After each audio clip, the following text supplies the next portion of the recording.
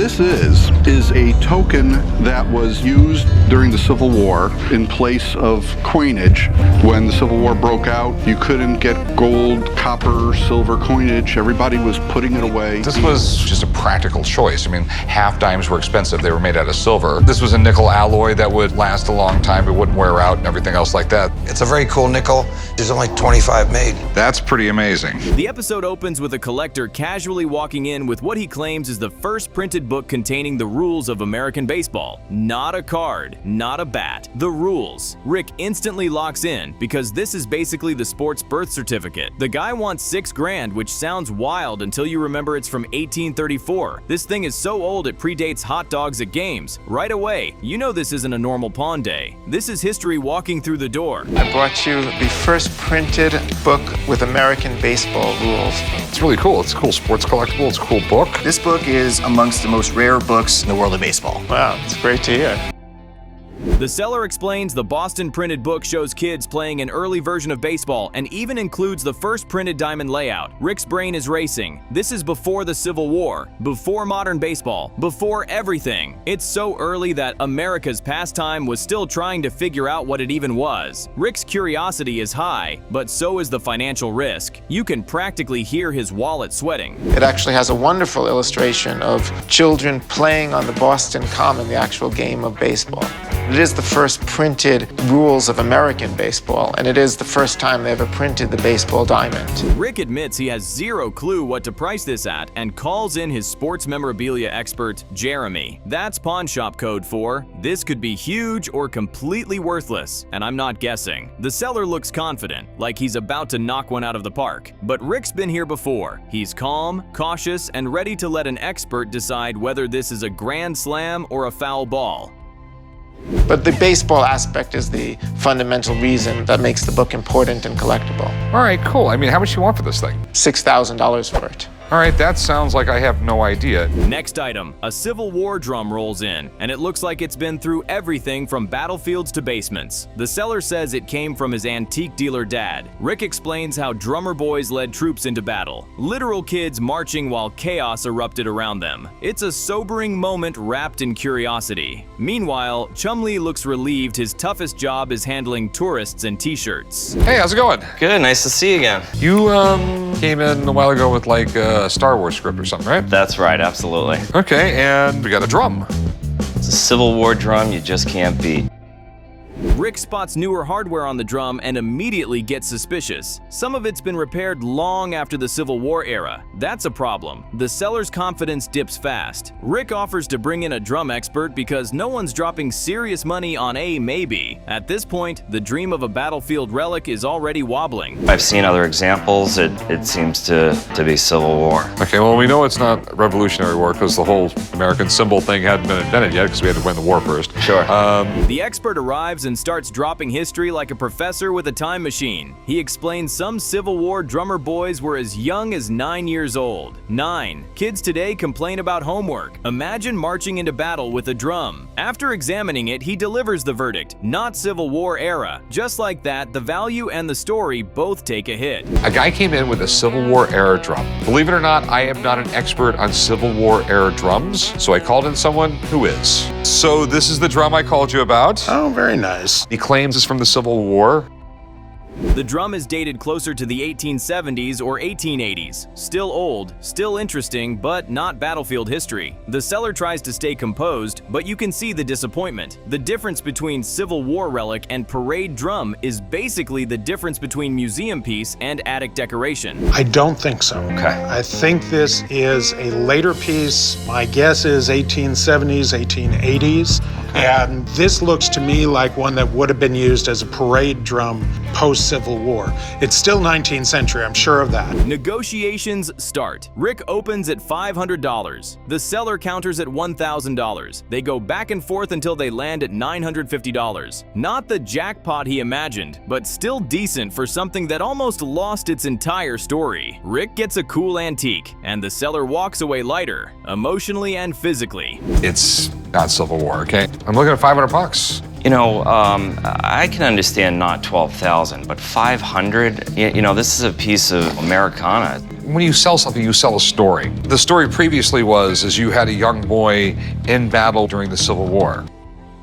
Back to the main event. Expert Jeremy finally examines the 1834 baseball book and confirms it's authentic. It shows early rules and even allowed players to throw the ball at runners to get them out. Basically, baseball mixed with dodgeball and mild chaos. Everyone laughs, but Rick knows this is serious, authentic, historic, and potentially very profitable. I came into my shop and he's got a book that he says is the very first book with the rules of baseball. But this one's tricky. I got to figure out what this thing is worth. So I called in my buddy Jeremy. You know, I mean, I just don't know anything about it. I've never even heard of the book, you know. Then the shop pivots again. A guy walks in with the Bridgewater's Corkscrew, nicknamed the King Daddy of openers, displayed in a coffin-shaped case. It was made in 1932 to celebrate the end of Prohibition. Chumlee's fascinated, already imagining the parties. The jump from baseball history to alcohol gadgets is peak Pawn Star's randomness.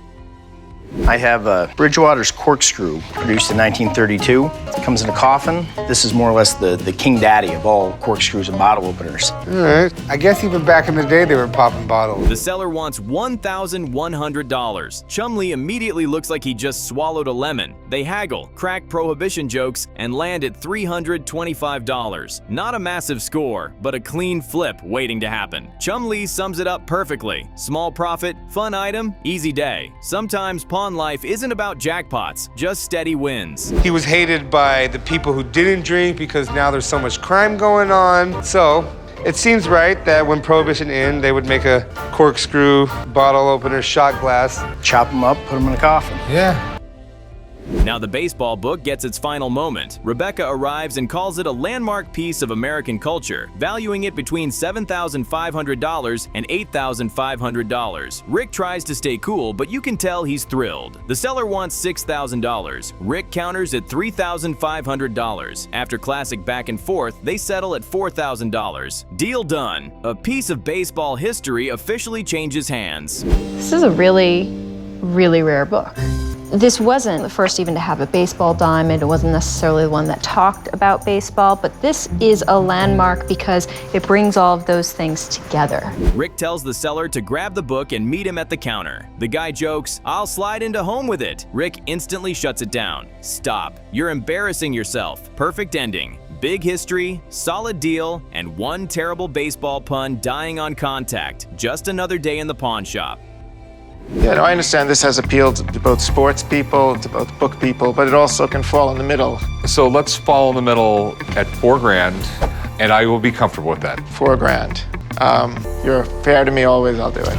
Sweet. This episode opens with chaos already in motion. Rick's flying out to Utah to look at antique firearms, including a Gatling gun from the 1800s, which is basically the final boss of Civil War collectibles. Meanwhile, back in Vegas, someone's trying to sell a 1915 Ford Model T taxi. It looks vintage, sounds modern, and feels like history doing push-ups. If Henry Ford saw it today, he'd probably nod, then ask why it sounds like it drinks energy drinks. We heard you might have some cool guns here for sale. Absolutely. That's the Civil War Sharps Carbine. We heard that there might be a Gatling gun available. We do have. The seller says he restored the Model T himself. Original frame, new parts, street legal. The old man and Corey are impressed, but skeptical. Corey asks the obvious question: how much of this is actually original? The guy proudly says the frame. Translation: everything else got a glow up. He starts it, and the engine roars like it just left a modern garage. Corey grins. It's a Frankenstein, but a charming one. So where'd you get it, my man? I actually found it at a museum, and when I got it, we just busted her down. It was a body-off restoration. She was in pieces. I know this about Model Ts. There's not that many out there. Cut to Utah. Rick and Sean walk into a general store packed with antique guns, and it's basically history heaven. The owner pulls out an 1863 Sharps Carbine, a Civil War rifle so efficient soldiers could fire 10 rounds a minute. Rick's already mentally clearing space in his display case. The seller says $2,500. Rick keeps a straight face, but inside he's already yelling, "Take my money!" We got a bunch of stuff here for you to look at. I own Pioneer Market. We like guns of all kinds. We especially like the old guns. You got a lot of cool guns here. Rick, check it out. Can we have a look at the Sharps? Absolutely. Yeah, that's cool. That's the 1863 Sharps Carbine. The owner dives into the history, explaining how the Sharps gave Union troops a serious advantage at Gettysburg. One squad could sound like an entire army. Rick's nodding like a student who loves this class. He calls it a must-have for any serious collector. But just as Rick starts warming up to the deal, the owner casually says, "You want to see the Gatling gun?" Rick's brain immediately shuts down and reboots in excitement mode. This changed so many of the outcomes of the battles during the Civil War, especially the Battle of Gettysburg. The Union cavalry was hiding in the ridge line, and they had the Sharps Carbine. And they were able to fire off, 10 shots in a minute, which gave the impression. They step into the back room, and there it is, a Colt Model 1883 Gatling gun, polished, original, mounted on its carriage. Rick's face says everything. This isn't a collectible, it's history with spinning barrels. The owner casually mentions it still works. Sean's practically vibrating. Pawn Trip just turned into a time machine with ammunition. It's a Colt Gatling gun, marked 1883 model. It's in almost perfect condition. This is almost like factory mint. Yeah, I'm almost speechless here. It does kind of tend to leave a guy speechless. The owner explains Dr. Gatling built it hoping to end war by making battles too deadly to fight. History had other plans. Rick jokes the Civil War would have lasted a week if these showed up earlier. Then he drops the Custer line. If only he'd brought one to Little Bighorn. They confirm the markings, all original. Rick looks like a kid who just discovered a toy store made of cannons. This was at the pinnacle of the Industrial Revolution. That's when we got to a point where they could make precise machining. Before that, in the first Gatling guns, the machining wasn't great, so they jammed a lot. This was to the point where we had machining so good.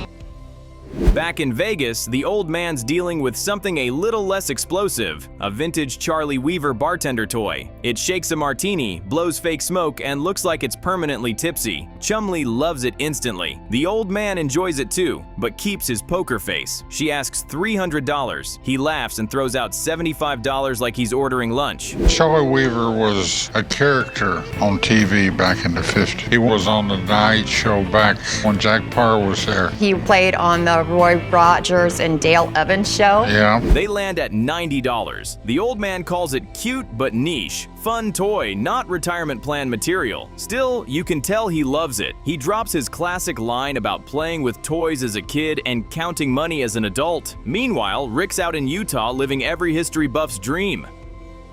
It reminds me how funny Charlie Weaver was, and it's cuter than hell. What are you trying to do, young lady?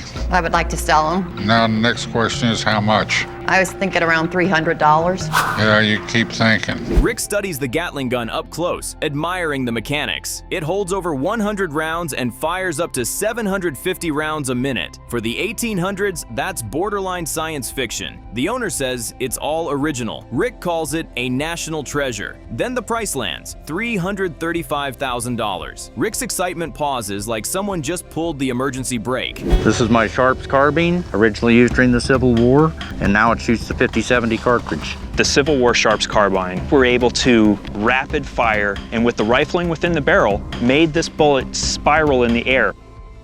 Rick asks if they can fire it. The owner says yes, and suddenly, Rick looks 10 years younger. At the range, the barrels spin, smoke fills the air, and history comes alive loud enough to shake your chest. Rick's grinning like he just discovered fireworks. "That was amazing," he says, half laughing, half stunned. 50 rounds in seconds. Pure chaos. Pure joy. That's your target. All right, here we go. We're going to take him out. Okay, range is hot. Okay, locked and load. 3, 2, 1, fire in a hole. Back in Vegas, Danny, the Count, checks out the Model T. He loves it immediately, calling it a resto mod, old soul, modern guts. He takes it for a spin and comes back smiling. Says it drives smooth, tight, solid. Rick and Corey can't fit inside comfortably, so Danny's word carries weight. He estimates the value around $25,000 to $30,000. The seller wants $29,900. So I asked my buddy Danny to come check it out. And it's absolutely beautiful. It's gorgeous. I think older cars are cooler than new cars because they got flavor, they got personality. This is your baby, huh? It is. Now, what are you running under here? It's a Chevy Quad 4. Corey jumps in at $20,000. The seller counters at $25,000. The numbers bounce back and forth until they settle at $21,000. deal done. The seller's emotional watching it go, calling it his baby. Corey gives the cold business reality. You'll see it again on the sales floor. Pawn shop version of tough love. What are you asking for? I'm asking $29,900. You know, $29,900, I don't think you're far off. The car stands out and says, I've got a lot more in it than that. The market, of course, is just so bad these days right now that... Back at the range, Rick tries the Sharps Carbine. Target, an explosive keg. He fires, direct hit, boom, dust everywhere. Sean's cheering, Rick's laughing, adrenaline through the roof. Now he understands why soldiers relied on it. Accurate, powerful, deadly for its time. Rick's hooked immediately. It's an exploding target. Okay. Set it up downrange about 100 yards, and that would be typically the distance that they'd be fighting at. Okay. Today we're going to be shooting a rather unique target. It's a binary product, two parts being mixed together to form one. Then the Gatling gun gets its grand finale. Barrels spinning, water jugs exploding, Rick laughing like a mad scientist. He wants it badly, offers $220,000. Seller stands firm at $335,000. No deal. Rick walks away with just the Sharps rifle. But honestly, after firing that Gatling, he's leaving like a man who just lived out a childhood fantasy. Some trips are about profit. This one, pure history and adrenaline. This is the holy grail. This is amazing. Once this thing was cranking, anything in its path was going down. Which one of you guys wants to fire this baby? Me. Hey, I thought I was your friend. This is a once-in-a-lifetime opportunity for me. I gotta do it. This episode wastes no time teasing the big stuff. A Goldfinger screenplay, an 1862 encased stamp, and a rare 1980 Datsun 280ZX. That's not a slow day, that's a collector's fever dream. Rick sets the tone with his classic anything can walk through that door. And for once, it actually feels like it. James Bond, Civil War relics, vintage cars. This is Pawn Stars at full volume, promising big deals and even bigger letdowns before the hour's over. I've got a screenplay of Goldfinger. Goldfinger made James Bond an international icon. The guy that played Oddjob gave it to me. I mean, if this was used by one of the franchise's best villains, it could be worth a lot of money. First up, a pre-1920 Ives electric train set pulled from a 120-year-old attic. Basically every antique show's origin story. The old man jokes he never bought Rick toys because he didn't love him, which is somehow both brutal and routine. Rick launches into Ives history. Factory fires, bankruptcy, the whole saga. The seller knows exactly what he has and asks $850. Rick hates informed sellers but still pays full price. Sometimes the item's just too good to argue with. So where did you get this? I bought a 120-year-old house, and this was buried up in the attic. I've only seen one other train like it. Model train sets are extremely cool.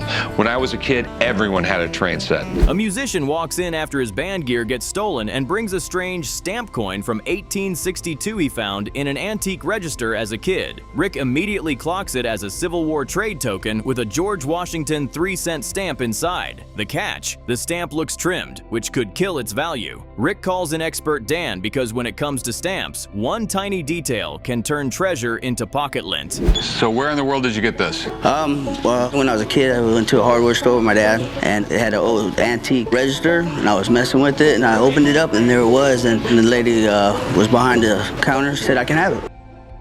Then rolls in a 1980 Datsun 280ZX 10th Anniversary Edition. Red, black, and screaming nostalgia. Only 500 made. The seller admits to a questionable DIY paint job, but insists it runs great. Rick remembers how expensive and cool these were back in the day. He pops the hood, already picturing collectors lining up. If the engine's solid, this could be a serious payday on wheels. This is it, guys. 1980 Datsun 280ZX. 10th anniversary. They made 3,000, 2,500 were gold and black, and 500 were red and black. That was myself. Rick starts it, and the engine sounds like it's arguing with itself. The seller says it's just cold-blooded and needs a tune-up. Rick isn't buying that story. A restored one might hit $60,000, but this one? Maybe $4,000. The seller nearly laughs in disbelief, claiming it's worth $28,000, then suddenly caves and agrees to $4,000. Rick's expression says everything. Nobody drops that fast unless something's very wrong.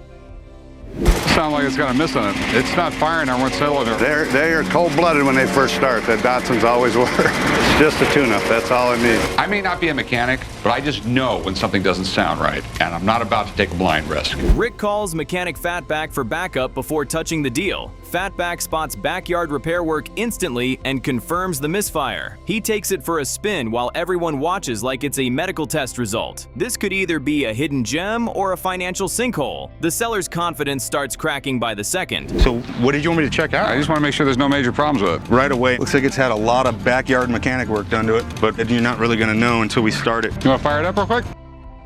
Fatback returns with the verdict: slipping transmission, exhaust leak, engine sounding like popcorn. Translation: walk away. Rick shuts the deal down immediately. The seller gets frustrated, accusing Rick of looking for excuses, but Rick sticks with the expert. Deal dead. Rick dodges a mechanical nightmare and saves himself thousands. I'm sorry, guy. I mean, if he's telling me it's that bad, I can't put the money out. I would have loved to have had this car, but it would have cost way too much for my comfort level. It had bad idea written all over it. I'm sorry, man. I'm not trying to screw you or anything. Yeah, you are. Yeah, you are. Then comes movie history. A seller brings the final draft screenplay of Goldfinger, given to him by Harold Sakata, Oddjob himself. Rick lights up instantly, explaining how this film launched Bond into global icon status. The seller even has a photo with Sakata. It's the kind of item fans dream about owning: direct, personal, and undeniably cool. So where in the world did you get this? The guy that played Oddjob, Harold Sakata, gave it to me. Hey, we were close friends. That's you? That's me, yeah. That's way back in the, Chumlee tries acting out a Bond scene and gets shut down immediately by Rick, who claims he can't survive watching it. The seller asks $1,000. Rick counters at $500 based on market reality. The seller accepts right away. Chumlee gets sent to write it up while still pretending he's in a spy movie. The seller jokes Chum could have played Oddjob, and honestly, the energy matches. What's different about this script is that there's no lines marked in there because Oddjob had no lines. Yeah, that's right. He didn't say anything, did he? No, nothing, except when he was electrocuted in Fort Knox. Expert Dan examines the encased stamp and breaks down its story. Civil War era, when coins were hoarded and stamps filled the gap as currency. The case was patented in 1862 and even advertises a merchant, Whited the Hatter. These were only produced for a short window and tied to just a few businesses. Suddenly, this odd little piece becomes a rare snapshot of survival economics in wartime America. I'm president of Early American History Auction, and I am an expert in early American coins, currency, it's an Americana. What this is a token that was used during the Civil War. Dan values it at $4,000 to $6,000. The seller is stunned. He just wanted money to replace stolen gear. He asks $4,500. Rick counters at $2,000. After some back and forth, they land at $2,300. The seller leaves thrilled, already planning new equipment. That's the dream scenario. Random find becomes real, life-changing cash. Well, I'll give you 3 cents for it. Nah. I'll give you 5 cents. So what's this thing worth, man? Well, it's a wonderful piece. The stamp is nicely well centered, and it's also pretty bright. A woman brings in a 19th century tricycle from her mom's basement and asks $1,500. Rick flirts, says she looks 29, then inspects it closely. Vinyl seat, non-working pedals, identical parts. All signs point to reproduction. She insists it's antique. Rick politely passes. It's the harsh reality of pawn life. Sentimental value doesn't equal market value. Sure it's been in your family for over 100 years? Yes, I remember it when I was small, and I feel like I'm 100. Wait, you're like 29 tops, right? Sure, tomorrow. Rick knows how to charm a customer. She leaves convinced Rick's wrong and that this man has to make mistakes. The episode closes with Chumlee delivering a painfully bad James Bond impression while quoting Goldfinger like he's auditioning for a role that doesn't exist. Perfect ending. Some deals pay off big, some crash, and some just leave you with a terrible impression and a good laugh. I do know it's old. I know how long it's been down in the basement. They could have bought this reproduction long before you were born, and it was a cool thing to set on the porch, or it was a cool thing to set by the fireplace or something like that.